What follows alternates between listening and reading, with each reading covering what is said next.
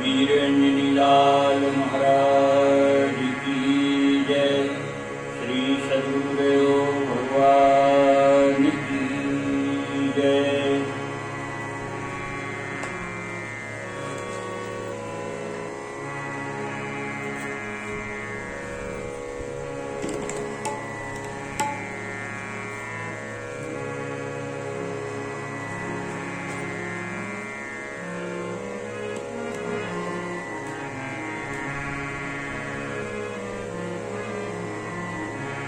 जय सिया राम जय जय सिया राम।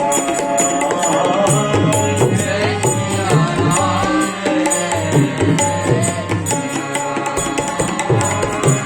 जय सिया राम जय जय सिया राम।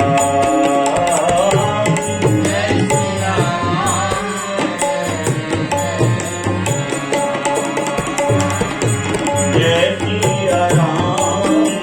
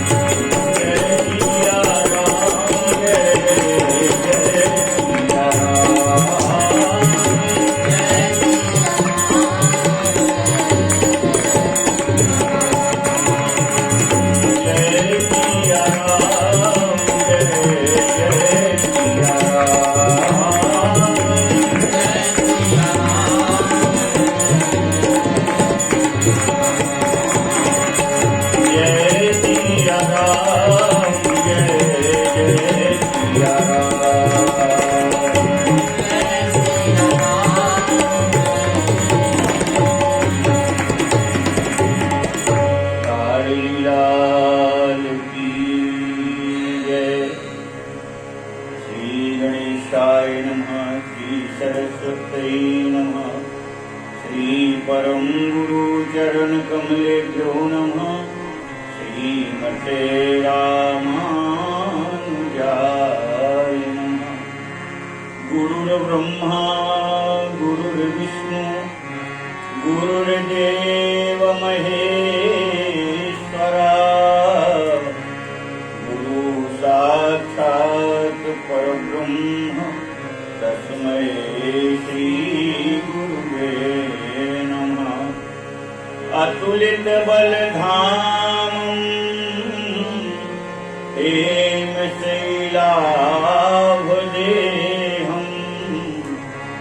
धनुजवन प्रशानं ज्ञानिनामग्रगण्यं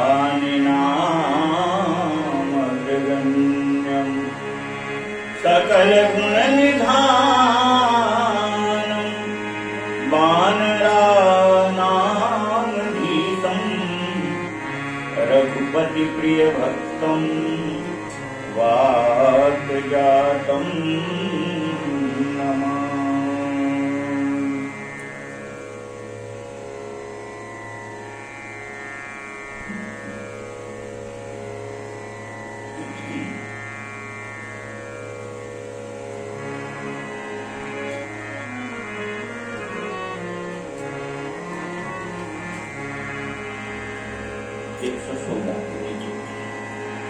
सुनहुता प्रिय है अकथ कहानी, समझत बनय ना जाय बखानी।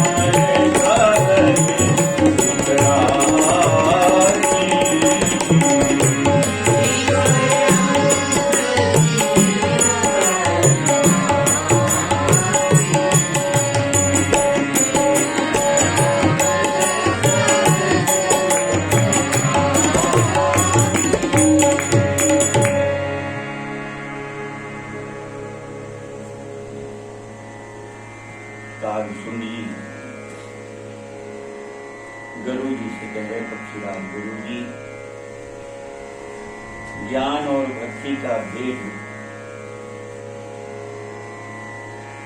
हम लोग कह रहे हैं। इस ज्ञान और भक्ति के भेद को समझ लेने पर श्री रघुनाथ जी के चरणों में अविरल प्रेम हो जाता है, दृढ़ प्रेम हो जाता है, क्षय नहीं होता, उसमें अंतर नहीं आता। एक धारा, एक तार प्रेम दृढ़ हो जाता है ज्ञान भक्ति को जान लेने पर। कह रहे हैं यह अकथनीय तो है, वाणी से समझ में नहीं आती है, परंतु वाणी से कहने में नहीं आती। कहेंगे तो उससे कोई लाभ नहीं, फिर कैसे पुलिस समझ में आ जाए तब इसका लाभ हो सकता है। कहीं तो जाती ही नहीं है, कहने से नहीं आती। जैसे बहुत बढ़िया उदाहरण है, प्रेम प्रेम कहते रहो तो कोई को समझ में आएगा प्रेम क्या होता है।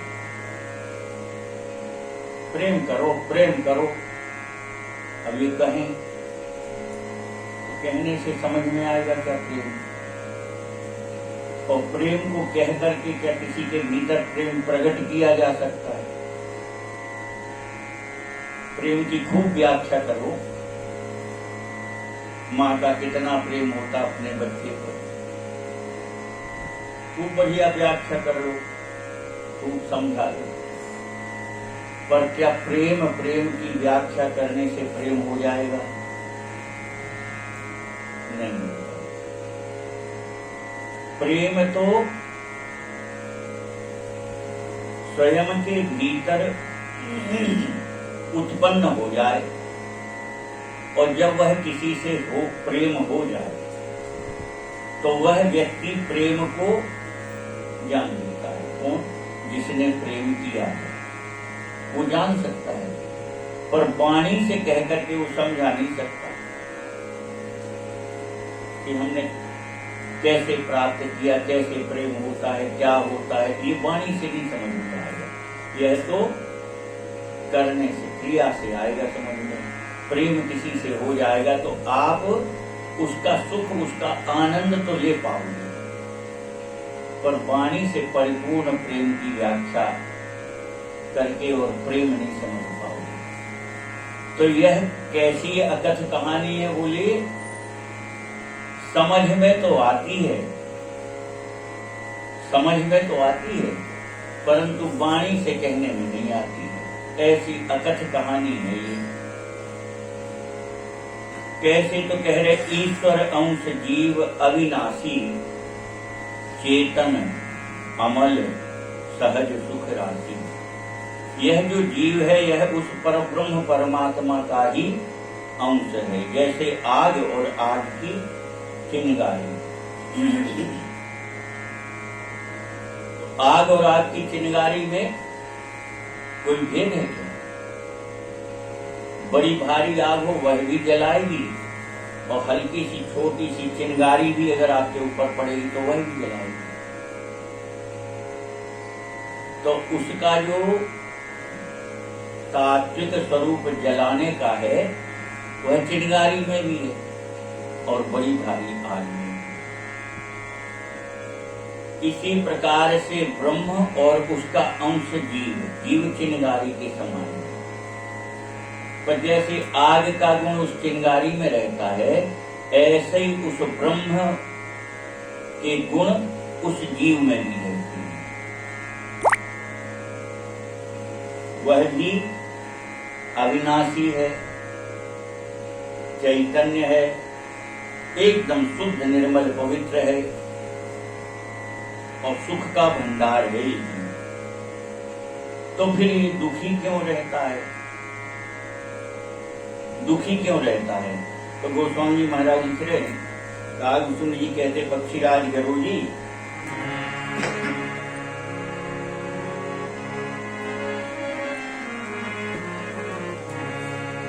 सोमाया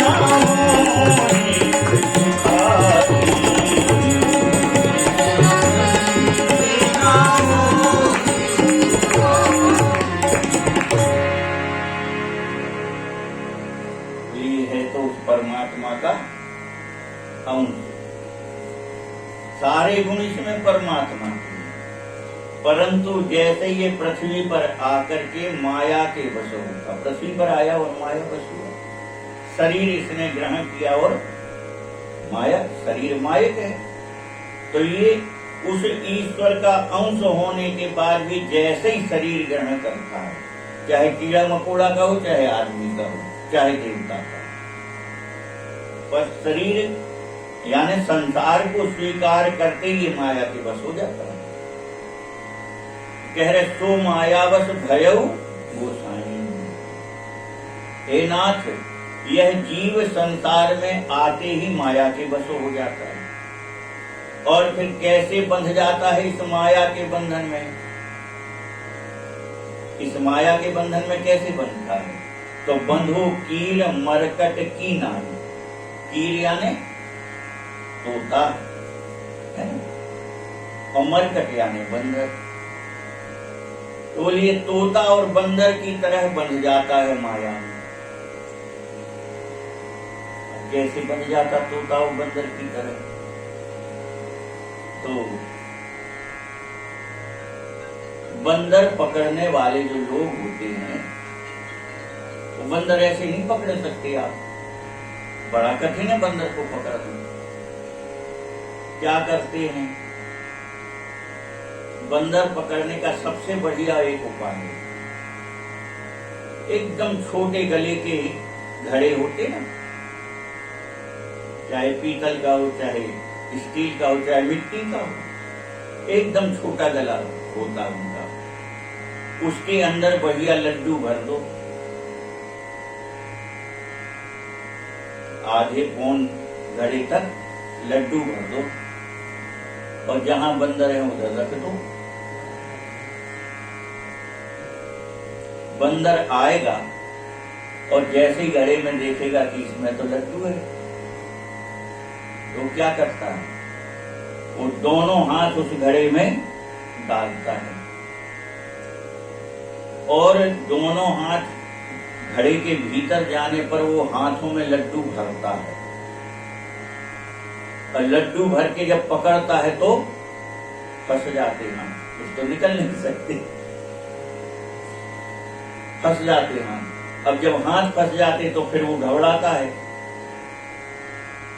अब इधर उधर भागे भी तो उतना बड़ा घड़ा लेके कहां भागे? तो पकड़ने वाला फिर उस बंदर को पकड़ के ले जाता। क्यों फंस गया बंदर? क्यों फंस गया बंदर घड़े में भाई? लोभ के कारण फंस गया। वो जो उसको दिखाई दिया, लोभ में पड़ गया, और घड़े में एक हाथ डाल के एक एक निकालता रहता तो जीवन भर निकालता रहता, पर फंस कहां जाता है? वो लोभ में फंस गया। उसने दोनों हाथों में भरे लड्डू तो फूल गए हाथ, और फूल गए तो घड़े में से निकल लिए, और छोड़ता है नहीं लड्डू को। फिर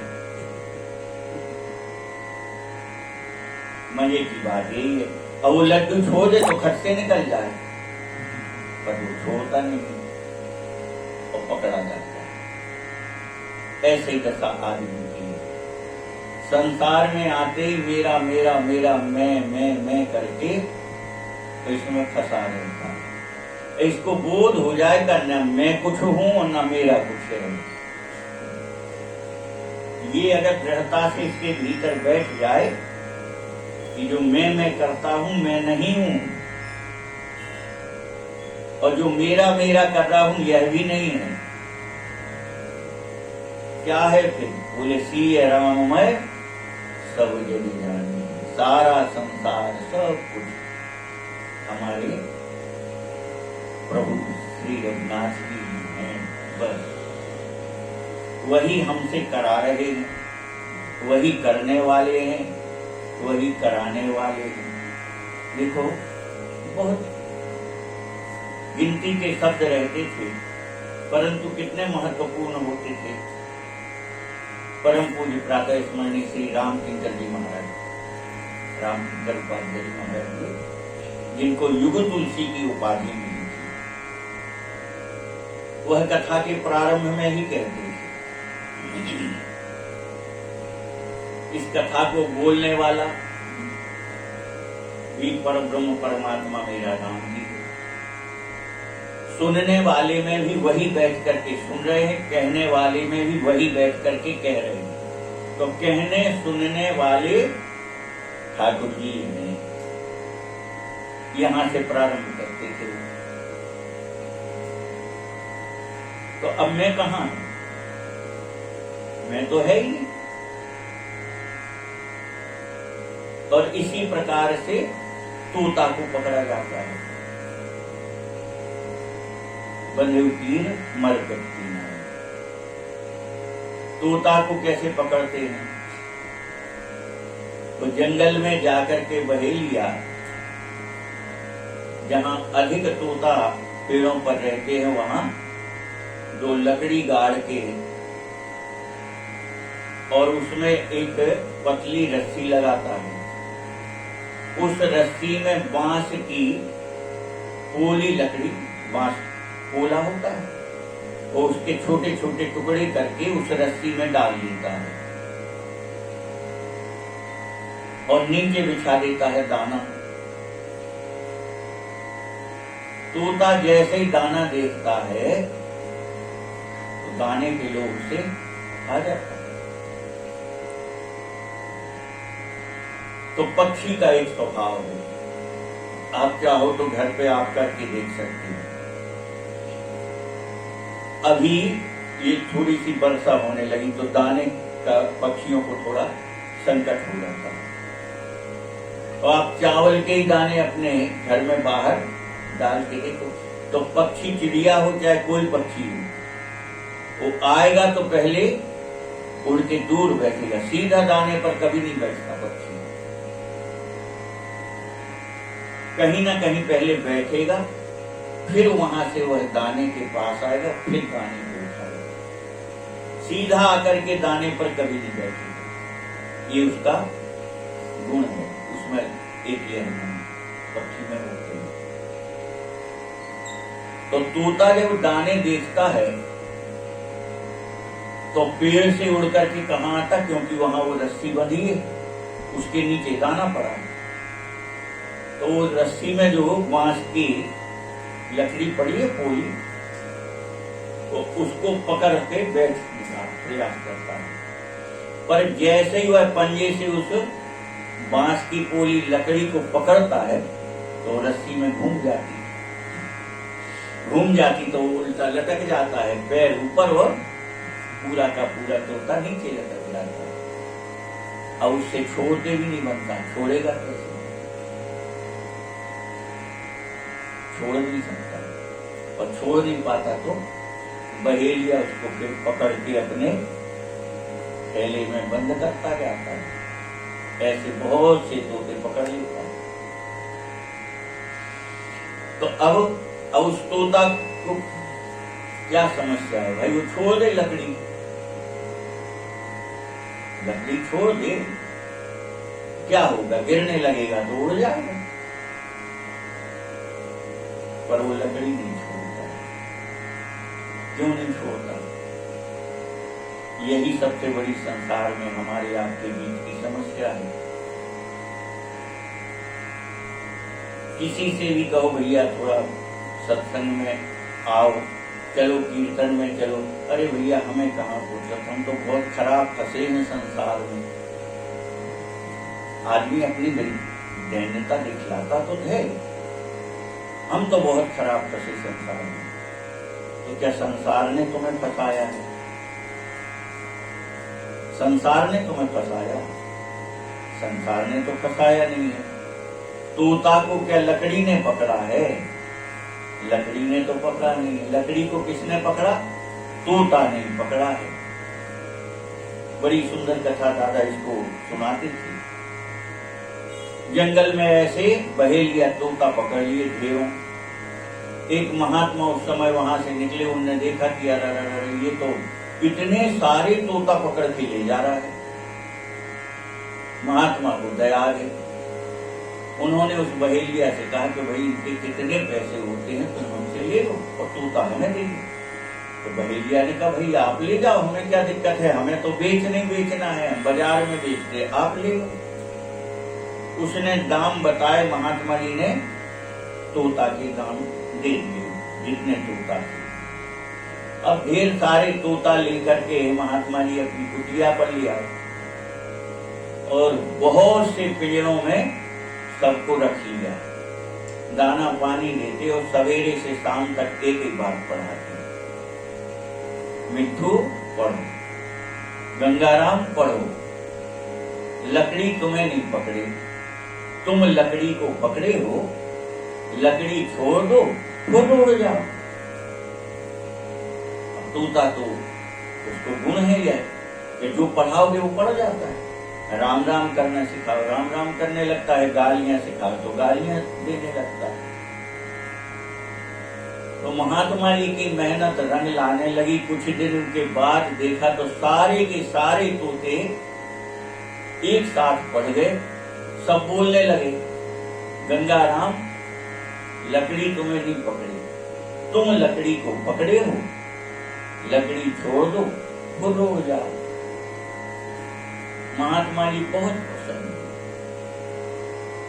और विचार किया कि देखो इतने सारे तोता हैं, अब इनको हम जंगल में छोड़ेंगे तो ये जंगल में जाएंगे तो अपने साथियों को भी बता देंगे कि भैया लकड़ी अपने को नहीं पकड़ती है, अपन लकड़ी को पकड़ते हैं, लकड़ी छोड़ दो और खुद उड़ जाओ। तो इतने तोता जब जंगल में जाएंगे तो सारे तोता सीख जाएंगे और जब सीख जाएंगे तो कोई तोता फिर बहेलिया के फंदे में फंसेगा नहीं। ऐसा विचार करके महात्मा जी ने ले जाके जंगल में फिर से वह तोता छोड़ दिए और सारे तोता जंगल में इधर उधर देखो तो रट रहे थे, गंगाराम लकड़ी तुम्हें नहीं पकड़े, तुम लकड़ी को पकड़े हो, लकड़ी छोड़ दो खुद उड़ जाओ। महात्मा प्रसन्न होकर के लौट गए। पर कुछ समय के बाद किसी कारणवश उसी रास्ते से महात्मा जी फिर निकले तो देखा बहेलिया ने अपना जाल बिछा रखा है, 2 लकड़ी गड़ी थी, उसमें रस्सी में बांस की पूंगी डली थी और बहुत से तोता उस पर लटके कह रहे थे, गंगाराम लकड़ी तुम्हें नहीं पकड़े, तुम लकड़ी को पकड़े हो, लकड़ी छोड़ दो खुद उड़ जाओ, कह रहे थे पर लटके इसी में थे। यही इस जीव की दशा है, नहीं हमारी आपकी सबकी दशा है। कहते तो सब है, संसार में क्या रखा है, अरे सब व्यर्थ है, अरे भैया भजन करो जिसमें सारे कहते सब है, पर भजन कहाँ हो पाता। नींद खुलते और संसार के इतने काम समझ में आने लगते कि भजन का समय ही कहाँ है। फिर उस तोते की तरह तो हम कहते रहते हैं कि भैया भजन ही सार है, भजन ही सार है, भजन ही करना चाहिए, बिना भजन के ये संसार बेकार है, संसार में भजन करने ही आए। इतना ज्ञान दिन रात अपन कहते रहते हैं, तो कहने से क्या होगा। इसीलिए कह रहे हैं अकथ कहानी कहने में नहीं आती है, फिर बोले बस समझ में आ जाए। तो जिनकी समझ में आ जाए तो आप देखे हो, बड़े बड़े इंजीनियर, डॉक्टर, बड़े बड़े पदों पर रहने वाले एक झटके में संसार छोड़ करके भजन पर निकल जाते, निकलते कि नहीं। एक जज साहब की तो कथा है ही, दक्षिण तरफ की कथा बताते हैं, कई लोग फिर और स्थानों की उसको जोड़ने लगे, परंतु बहुत प्राचीन समय से यह कथा प्रचलन में रही कि वो दक्षिण तरफ के थे जज साहब।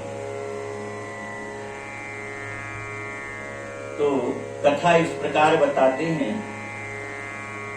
कि गांव में एक केवट था, जाति का केवट, और राम जी का मंदिर था, वो उसमें सेवा करता, झाड़ू पोंछा, ठाकुर जी के बर्तन, ये सब सेवा वो करता था। और उसको बड़ा सुंदर अभ्यास पड़ गया था।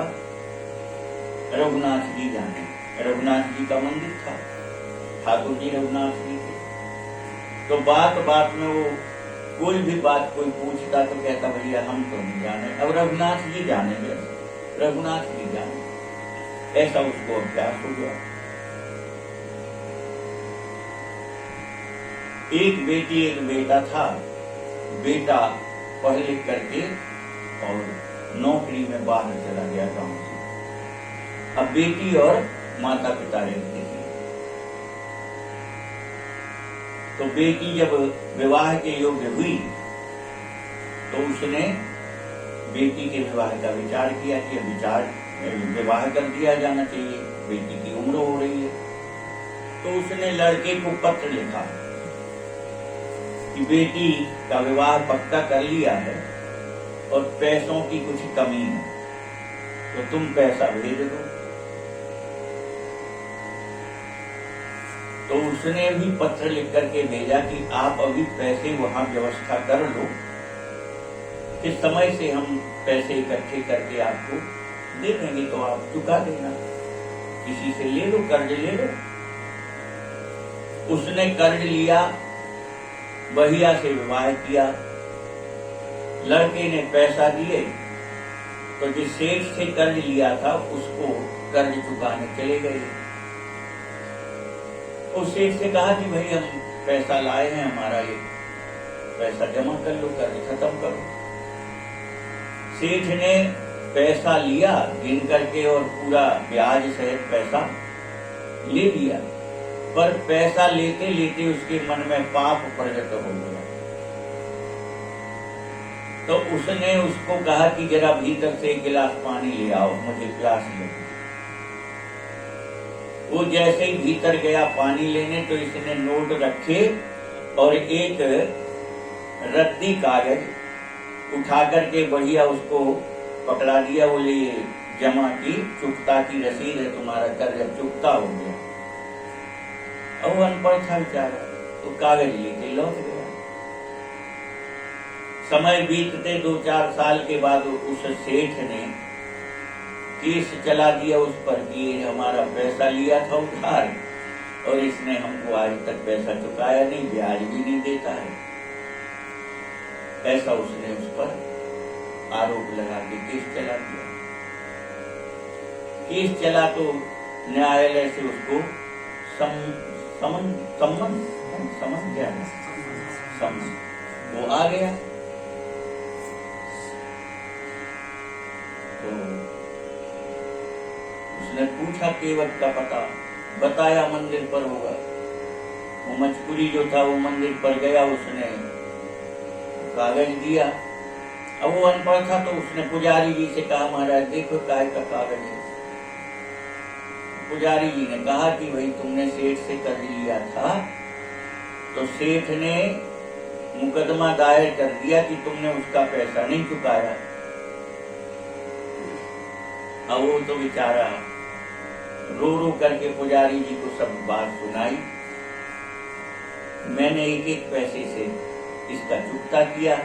उसने रसीद भी दी थी और वो रसीद ला करके दिखाई तो वो तो खाली रद्दी कागज था। पुजारी जी ने कहा तुम चिंता मत करो, सब ठाकुर जी ठीक करेंगे। तो अब वो बड़ा चिंता में, पेशी का दिन आया, कोर्ट गया, जज साहब के सामने उपस्थित हुआ। उन्होंने पूछा तुमने पैसा लिया था? उसने कहा हाँ हमने पैसा लिया। फिर चुकाया क्यों नहीं?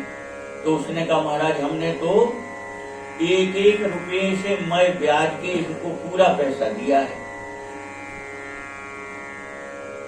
रसीद तो वही कागज उसने दिखाया तो उन्होंने कहा ये रसीद तो नहीं है, ये तो रद्दी कागज है। बोले इनने हमको ये दिया था। तो कोई गवाह है? तो केवट अपने अभ्यास के बस कह गया कि रघुनाथ जी जाने।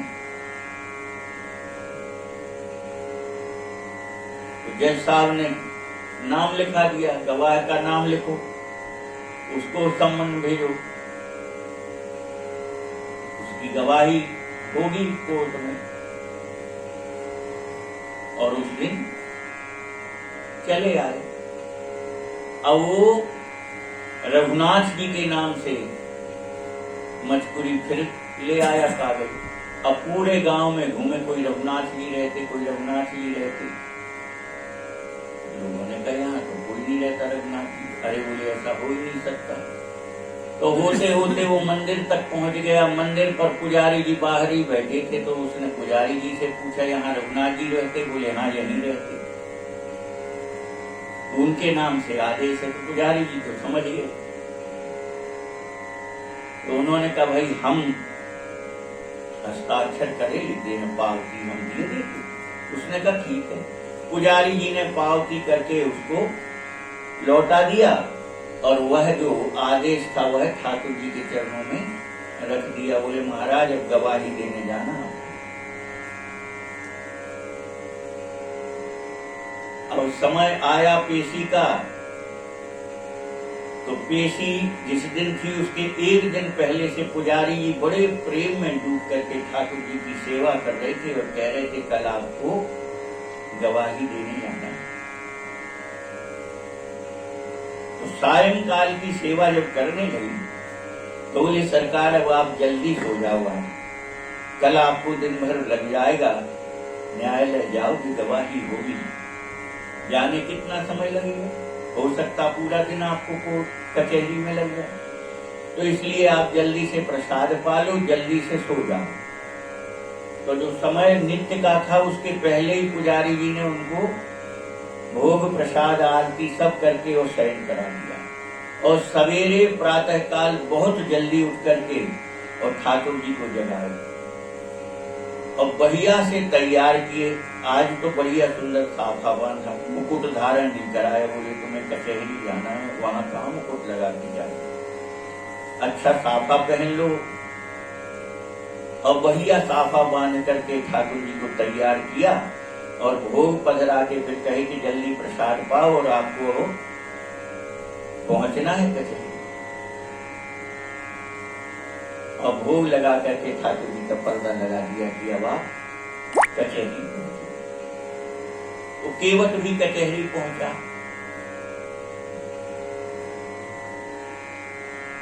जज के सामने खड़े हुए केवट से पूछा तुम्हारा गवाह कहाँ है? बोले रघुनाथ जी जाने। तो कहाँ है? बोले होगा यहीं पे, होंगे कहीं ना कहीं। मजकुरी से कहा गवाह को बुलाओ, आवाज लगा। तो न्यायालय में आज भी परंपरा है, वो दरवाजे पर आकर के जोर से आवाज लगाता है नाम लेकर के। तो उसने आवाज लगाई, रघुनाथ हाजिर हो, रघुनाथ हाजिर हो। उस मजकुरी की आवाज लगती एक बूढ़े का स्वरूप बना करके, फटे पुराने कपड़े पहने, सुंदर सर पर साफा बांधे, हाथ में लकड़ी लिए और बूढ़े बन करके ठाकुर जी आ रहे। पहुंचे न्यायाधीश के सामने।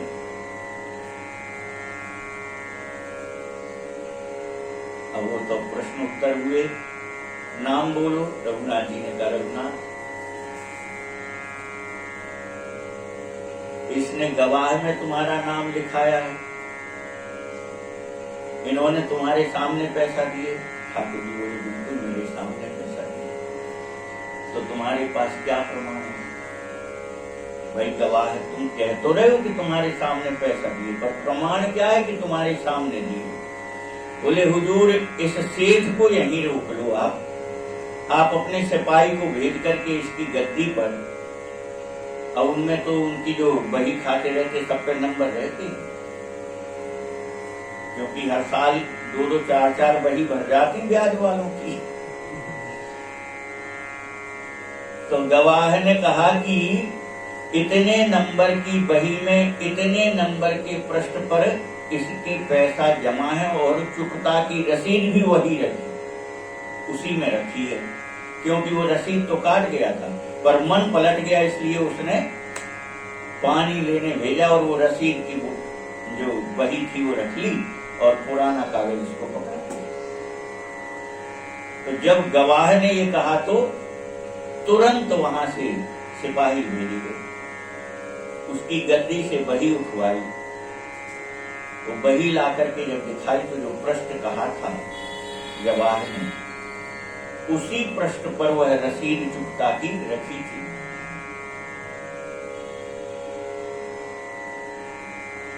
जज साहब ने उसको मुक्त किया, चुकता की रसीद है।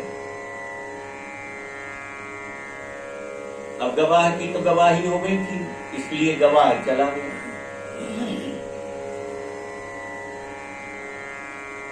अब तो केवल आदेश की प्रति मिलनी थी केवट को। केवट रुका था। जैसे ही गवाह गया तो जज साहब को एकदम आश्चर्य हुआ कि वाह, ऐसा गवाह तो हो ही नहीं सकता। तो बड़ा विलक्षण था। अब जज साहब को एकदम जाने क्या हुआ, रोमांच होने लगा, बार बार उनके नेत्रों में आंसू भरने लगे अपने आप। और उन्होंने फिर उससे पूछा केवल से, भैया तुम्हारा वो गवाह कहाँ है, उसे बुलाओ। वो तो चला गया। कहाँ चला गया? बोले जहां से आया था। कहाँ से आया था? बोले मंदिर से। केवट समझ गया था, क्योंकि कोई गवाह तो था नहीं।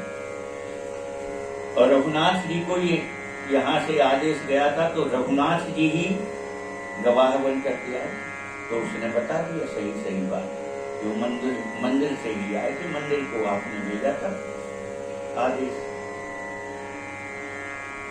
अब तो जैसा धार बह चली पागलों की तरह, और वहीं बैठ करके तत्काल उन्होंने नौकरी से इस्तीफा दिया। और कहते हैं फिर वो घर नहीं गए, वहीं से सीधे वृंदावन चले गए। वृंदावन में पूरा जीवन फिर वृंदावन में बिताया, परंतु अपनी एक वसीयत लिख करके रख गए। वसीयत में लिखा था, मेरे प्राण निकलने पर मुझे जो संस्कार किया जाए तो कंधों पर अर्थी न ले जाई जाए, मेरे पैर के अंगूठों में रस्सी बांध के जैसे कुत्ते को घसीटते हुए ले जाते हैं, इस प्रकार से संपूर्ण वृंदावन की रज में घुमा करके और फिर मेरा संस्कार कर दिया जाए। अब जब वो वसीयत देखी तो सब संत बड़े परेशान। इतना बड़ा भक्त, ऐसा प्रभु का भक्त, इसको कैसे हम ऐसे खींच के घुमाएंगे रस्सी से? बड़ी भारी समस्या हो गई। वसीयत तो लिखी है तो वो तो पूरी करनी पड़ेगी। और तब संतों की बैठक हुई। तो संत हैं, उपाय ढूंढा उन्होंने। तो एक नाव जैसी ही लकड़ी की पेटी बनवाई, खुली हुई, उसमें नीचे 2 छेद बनाए जहां अंगूठे हैं, और छेद में से रस्सी अंगूठों में बांधी। फिर उस पेटी को सारे वृंदावन की रज में घुमाए और ले जाकर के यमुना जी पर संस्कार किया। तो समझ में भर आ जाए। अब जज साहब ने कोई बैठ के कोई भजन किया था? जज साहब ने क्या कोई पुराण पढ़े? जज साहब ने कोई साधना की? नहीं। एक क्षण में समझ में आ गया तो कुर्सी से ही उठ के सीधे वृंदावन चले गए। तो समझत बने न जाए बखाने, कहने की बात नहीं है। तो जब जिसको समझ में आ जाता है, ऐसे आज भी बहुत से संत हैं जो खड़े खड़े और चले गए। अपने महाराज जी की कथा भी ऐसे सुनते हैं। तो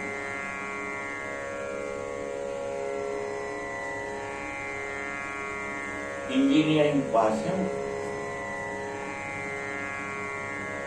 और गांव के पास नहीं, ये बड़ा मलहरा जो है ना, उसके पास उनका गांव है देवरा। तो एक दिन बड़ा मलहरा स्टैंड पर खड़े थे, जाने खड़े खड़े उनको क्या हुआ, तो फिर वो घर नहीं गए, कहते वहीं बस स्टैंड से फिर वो बैठ के अयोध्या जी चले गए। और अयोध्या जी गए तो फिर हर्षणपुर वाले सरकार की शरणागति प्राप्त किए और आज उनका भजन, उनकी भक्ति वाणी से तो नहीं कही जा सकती। तो ऐसी थोड़ी होता नहीं, बस वह ठाकुर जी जो कृपा करे वो जीव को समझ में आ जाए। तो ये कैसी है, कह रहे अकथ कहानी, समझत बने पर न जाए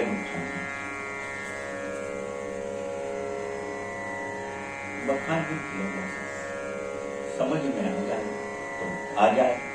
तो इस प्रकार से ये जबते जीव भयउ संसारी, छूट न ग्रंथ न हो सुखारी। जैसे ये संसार में आया माया वश हुआ, तो माया और जीव में गठान लगी कि नहीं लगी।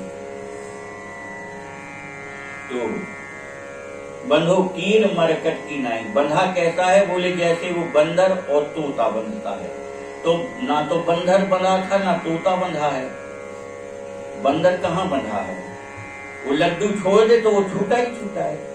तोता कहाँ बंधा है, वो लकड़ी को छोड़ दे तो वो तो छूटा ही छूटा है। ऐसे ही जीव बंधा हुआ है संसार में। कह रहे हैं जड़ चेतन ही ग्रंथि पर गई, जीव चेतन है और बाकी सब ये जड़ है। पर ये शरीर में, जड़ शरीर में आने पर और ये जीव जो है अपने आप को शरीर मानने लगता है। मैं जीव कहाँ मानते, हम आप जीव मानते क्या अपने को? हम आप अपने को क्या मानते, शरीर मानते। तो खूब ज्ञान कहो, खूब पढ़ो, पर क्या कहने और पढ़ने से हो जाएगा कि नहीं हम शरीर नहीं है? नहीं, ये तो ठाकुर जी परिस्थितियों बस कहीं अनुभव करा दें, अरे ये सब व्यर्थ है। तो बस एक क्षण नहीं लगता और समझ में आ जाता है। अन्यथा गांठ तो बंध गई जड़ चेतन की, बोले जड़ चेतन ही ग्रंथि पर गई। जदपि मरसा, बोले बंधी वैसे ही नहीं है जैसे न बंदर बंधा था न तोता बंधा था, ऐसे ये जीव भी बंधा नहीं है। पर बोले छूटना बहुत कठिन है। गठान बंधी नहीं तो फिर छूटना क्या? अरे बोले बंधी नहीं है पर स्वीकार तो किए, जैसे बंदर बंधा नहीं था पर बंदर ने बंधन स्वीकार किया। बंदर समझता इसे घड़े ने पकड़ लिया है, घड़ा थोड़ी पकड़ता बंदर, पर बंदर तो यही समझ रहा था कि घड़े ने पकड़ लिया है। तोता यही समझ रहा था लकड़ी ने पकड़ लिया है। ऐसे ही जीव समझता है कि ये संसार ने हमको पकड़ रखा है, संसार में बंधे हैं। तो छूटत कठिन है, छूटना बड़ा कठिन है। जबते जीव भयउ संसारी, छूट न ग्रंथ न होई सुखारी। जब से ये संसार में आया है तब से जब तक वह गांठ नहीं छोड़ेगा तब तक सुखी नहीं हो सकता। कौन सी गांठ? जो बंधी नहीं है, पर छूटती है नहीं है। क्यों नहीं छूटती? क्योंकि हम स्वीकारे कि हम बंधे हैं। भैया हम तो संसार में फंसे हैं। अरे अब हम क्या बताएं, हमें तो घर परिवार देखने भैया, अब हम क्या बताएं, हम चले जाएंगे छोटे छोटे बच्चा, फिर जब खेती को देखे को करे कोई न पाल, ये सब बंधन के कारण। तो ये छूटेंगे कैसे? बोले बिना भजन के नहीं छूटेंगे। श्रुति पुराण बहु कहे उपाई, पर छूटना अधिक अधिक उलझा। यद्यपि वेद पुराण शास्त्रों में बहुत उपाय कहे छूटने के, परंतु उन उपाय को जैसे जैसे करो तो छूटते तो है नहीं और अधिक फंस जाते हैं। फंसते कि नहीं फंसते? कैसे? जैसे जैसे साधन करोगे तो मन भटकता है। क्यों? अरे अब कहते तो है, पुराने शास्त्र कहते हैं, महात्मा लोग भी कहते हैं राम राम करो, राम राम करो। तो बताओ राम राम करे से क्या हुई है? अब कहाँ फंस गया? उलझ गया ना। उपाय किया था छूटने को, उपाय किया था छूटने को, पर एक गठान और लग गई। कौन सी?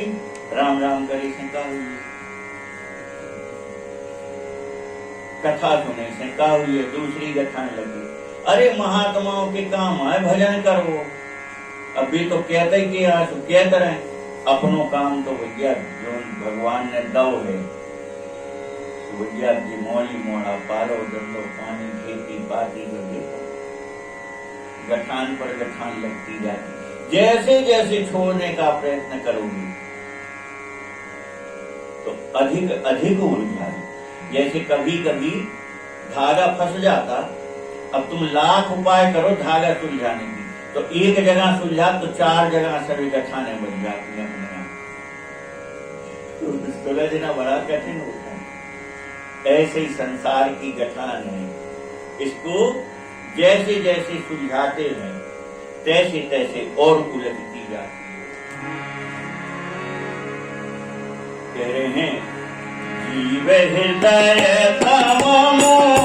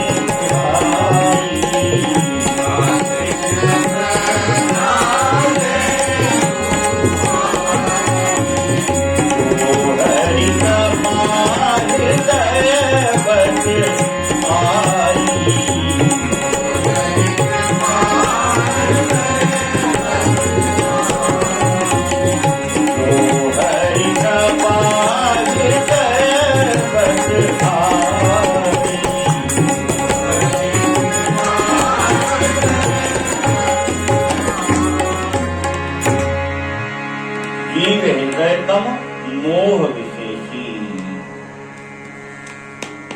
संसार में आते यह जीव अज्ञान रूपी अंधकार में फंस जाता है, उलझ जाता है।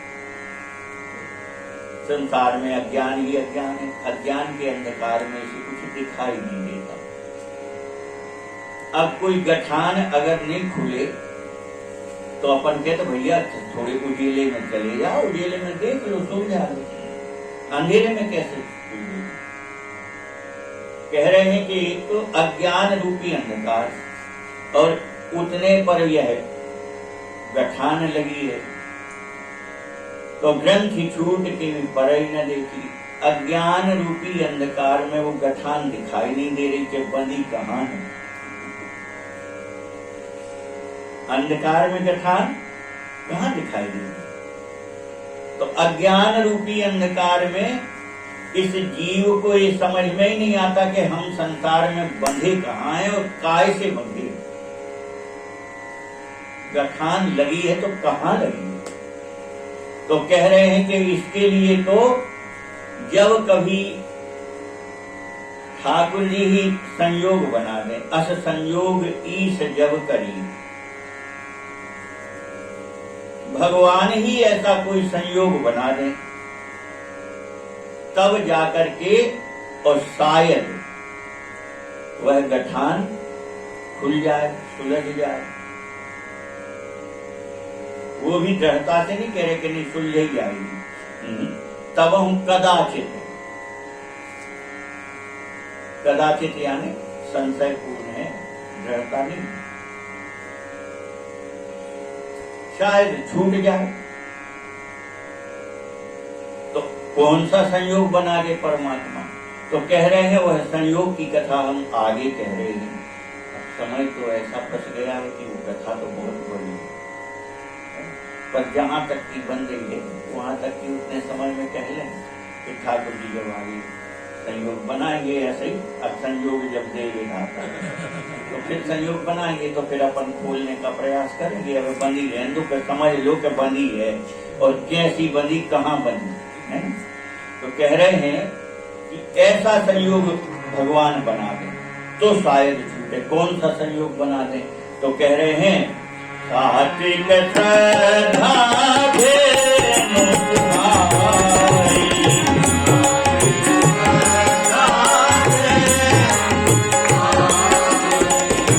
ओ हरि कृपा हृदय बस आई,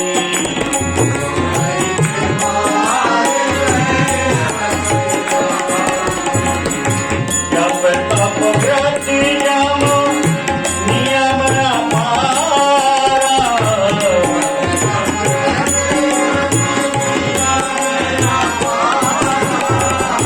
ये श्रुति कहनु धर्म न चारा,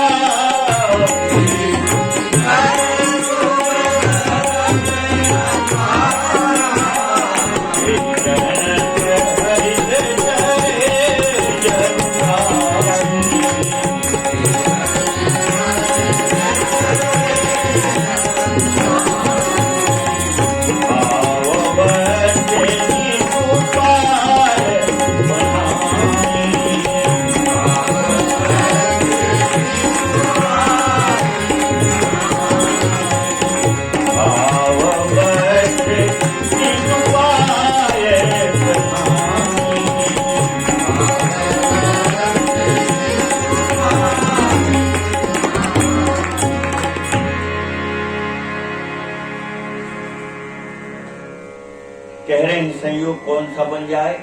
तो कह रहे हैं सात्विक श्रद्धा धेनु सुहाई। कितनी बारीक बात रखी है। अकेली श्रद्धा नहीं, सात्विकी श्रद्धा हो।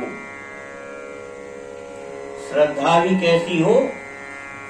सात्विकी हो। क्यों? श्रद्धापन देखते तो है, नहीं देखते।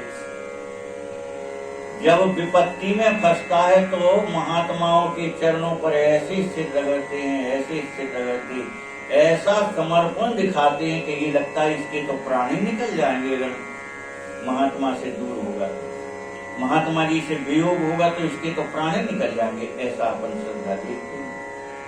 पर जैसे ही विपत्ति पूरी भई दूर, संकट का समय जैसे ही निकला, विपत्ति दूर हुई, अब फिर वो फिर ताल ठोकने लगता। अरे ऐसे तो बहुत महात्माओं को संग करो हमने, एक से एक महात्मा के संग रहे हम, तुम क्या समझ रहे हो? फिर ये सात्विकी श्रद्धा वह काय में बदल गई, तामसी में बदल गई कि नहीं बदल गई? अब उसके साथ अहंकार हो गया, क्योंकि अब वो विपत्ति से निकल गया। तो वही जो सात्विकी श्रद्धा थी वो फिर तामसी में बदल गई। तो सात्विकी श्रद्धा कैसी होती है? वो प्रदर्शन था उसका सात्विकी श्रद्धा का, सत्य नहीं थी उसकी सात्विकी श्रद्धा, वो प्रदर्शन कर रहा था सात्विकी श्रद्धा। पर जिनकी सचमुच में सात्विकी श्रद्धा होती है तो कह रहे ऐसी सात्विकी श्रद्धा रूपी गाय, सात्विकी श्रद्धा रूपी गौ माता हृदय रूपी भवन में जिसके बंधी हो, हृदय रूपी घर में सात्विकी श्रद्धा रूपी गाय जिसके हृदय में स्थिर होकर के बंधी हो, जो हरि कृपा हृदय बस गाय। वो जंगल चरवे वाली नहीं, बात तो घर ही में बनी रहे,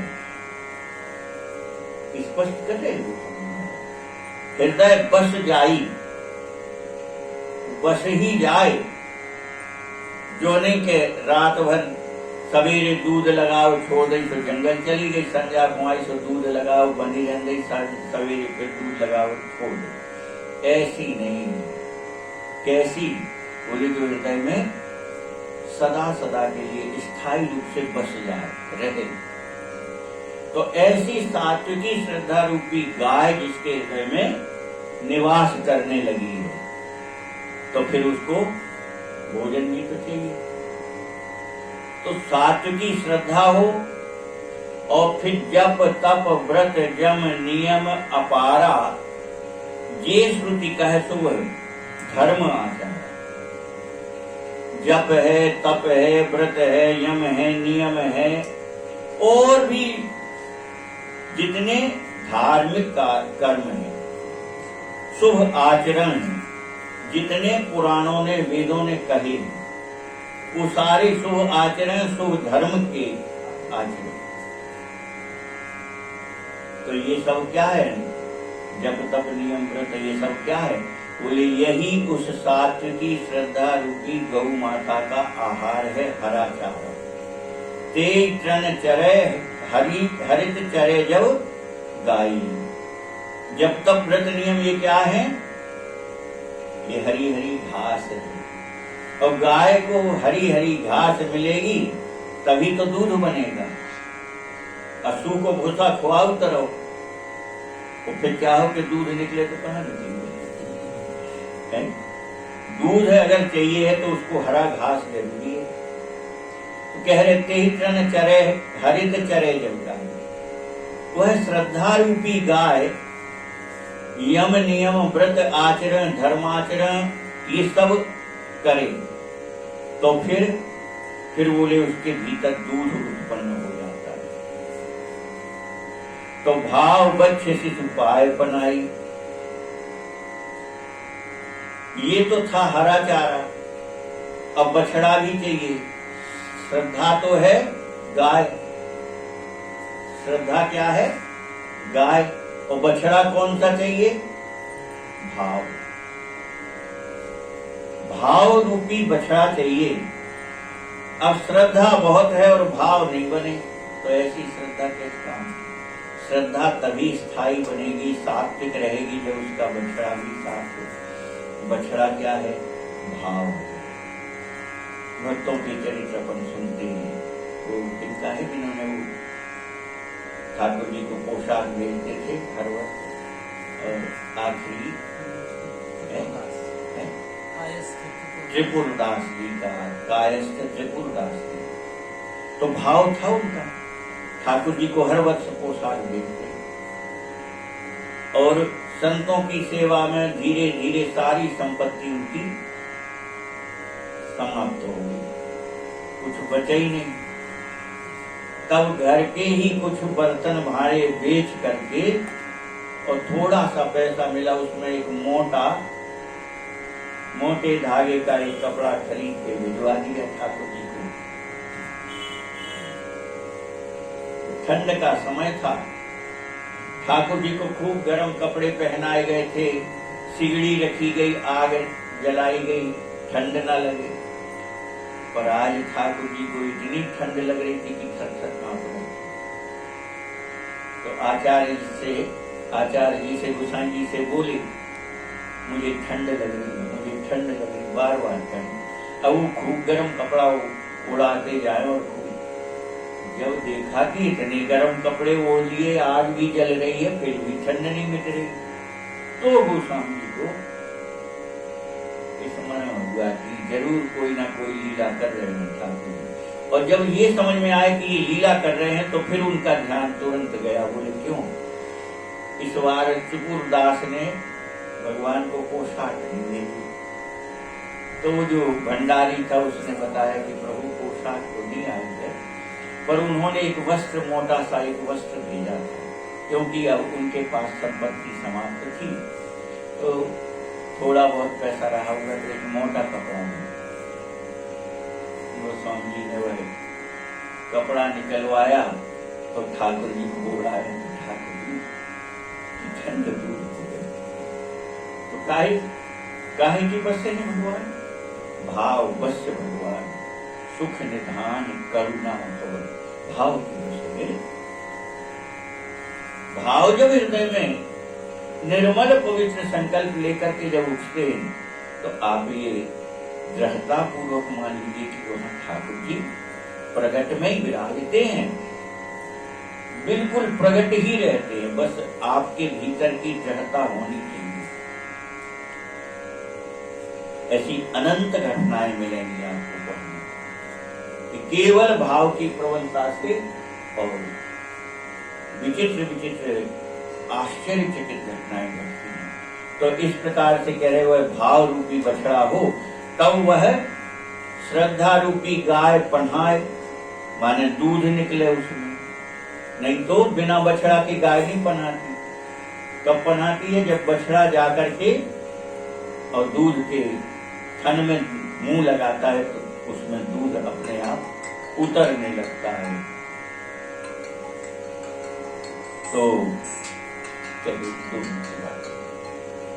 तो भाव बच्च शिशु पाए पर न हो, भाव के बस होकर के और वह श्रद्धा रूपी गाय जो है वो पढ़ा जाती है। तो अब कथा तो बहुत बड़ी है, ये हमने पहले निवेदन किया, समय हो गया, इसलिए यहाँ इसको यही विश्राम करेंगे। आगे अब ठाकुर जी जब समझ देंगे तो फिर इसको फिर से शुरू यहीं से पकड़ना पड़ेगा। श्रुति पुराण तो कहे उपाय छूट न अधिक भाई, यहीं से पकड़ करके फिर अपन कथा श्रवण करेंगे। आज कथा को यही मिला। लाडली लाल